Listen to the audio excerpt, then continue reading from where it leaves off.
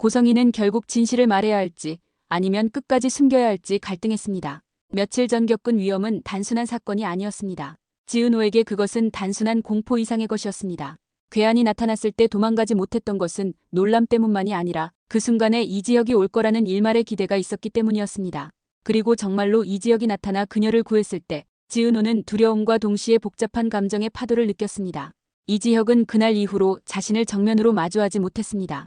지은호를 구했던 것이 자신의 의지였다는 사실은 분명했습니다. 그러나 그 선택이 단지 사람을 구하고 싶은 마음 때문이었는지 아니면 지은호였기 때문인지 이지혁은 스스로에게 확신하지 못했습니다.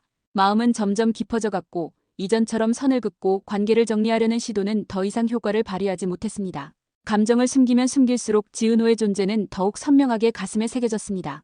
이상철은 이지혁과 우연히 마주친 이후 계속 마음이 불편했습니다. 아들과의 관계는 무너졌고 그 틈새로 다른 인연이 스며들기 시작했습니다. 단순한 후배의 후배였던 지은호는 이상철에게 묘한 감정을 일으켰습니다. 처음에는 안쓰러움이었고 다음은 책임감이었으며 이제는 본능적으로 보호하고 싶다는 강한 충동이 되었습니다. 그 감정의 배경에는 오래전 과오에 대한 죄책감이 자리 잡고 있었습니다.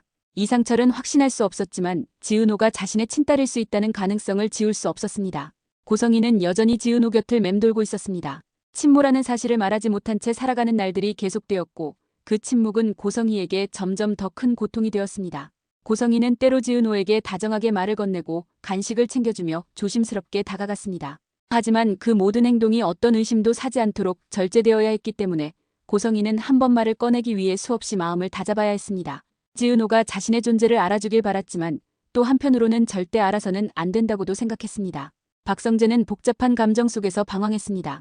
지은호를 향한 감정은 꾸준했고 진심이었습니다. 하지만 그는 지은호가 자신을 보지 않고 있다는 사실을 누구보다도 잘 알고 있었습니다. 지은호의 눈은 항상 이지혁을 따라 움직였고 박성재는 자신이 지켜만 보는 위치에 머무르고 있다는 자각에 점점 지쳐갔습니다. 그럼에도 불구하고 그는 포기하지 않으려 했습니다. 언젠가 지은호가 자신을 바라봐줄 수 있다는 희망 하나로 버티고 있었지만 그 희망은 점점 빛을 잃어가고 있었습니다. 정보와는 여전히 이지혁에 대한 집착에서 벗어나지 못하고 있었습니다. 결혼식 당일 이지혁 앞에서 사라졌던 선택은 자신의 인생을 망치는 계기가 되었다고 믿었습니다.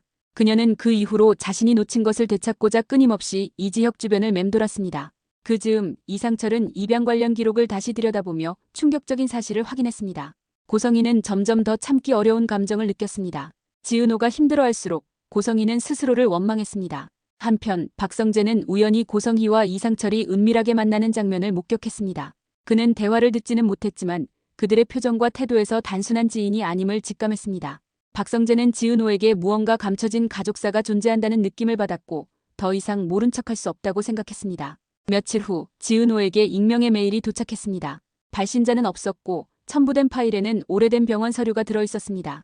서류의 이름란에는 자신과 똑같은 이름이 적혀 있었고 출생기록의 보호자 이름에는 낯선 이름과 함께 친모 고성이라는 글자가 선명하게 적혀 있었습니다. 지은호는 손이 떨려 파일을 닫지 못했습니다. 그 순간 모든 퍼즐이 맞춰지기 시작했습니다. 고성희의 이상한 다정함, 어색한 관심, 가끔씩 보였던 슬픈 눈빛까지 모두 이해가 되었습니다. 지은호는 혼란스러웠고 배신감과 공허함이 동시에 밀려왔습니다. 자신이 진실을 마주했지만 그것이 위로가 되지 않는다는 사실을 처음으로 알게 되었습니다.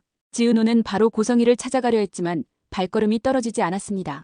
그 대신 그녀는 카페 문을 닫고 조용히 앉아 오랫동안 아무 말 없이 시간을 흘려보냈습니다. 한편 이지혁은 정보화로부터 지은호가 입양하라는 이야기를 들었고 충격을 받았습니다. 그는 곧바로 지은호에게 확인하고 싶었지만 무작정 묻는 것이 옳은 일인지 확신할 수 없었습니다.